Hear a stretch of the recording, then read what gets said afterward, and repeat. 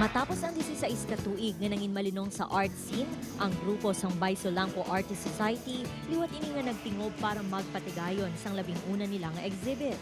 Ang mga original members ng award-winning artist ang una ang nagpasundayag sa ilang mga obra maestra. Ang pangalan sang grupo ang naghalin sa pula nga subay nga nagasimbolo sang loyalty kag unity hindi lang sa ila kapareho nga artist pati man sa komunidad. Luyag sa mga veterano nga artist nga mahanas ang mga kabataan sa patag sang sining ilabi na ang mga aspiring artist.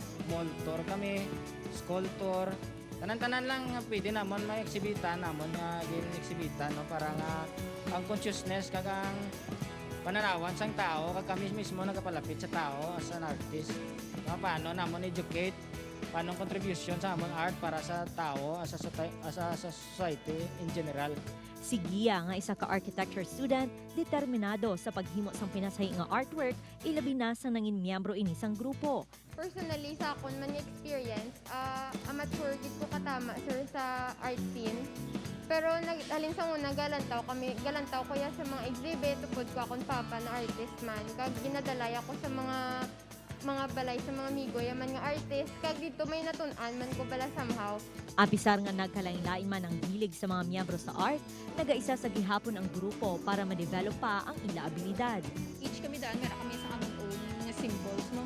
So, may makita ka diri abstract, may makita ka diri sang metaphors, may makita ka sang surrealism. So, amo nang gapa-unique sa amon because we have our own character, pero at the same time, ang amon band is, though hindi siya bala could create a difference nga mag-clash kami.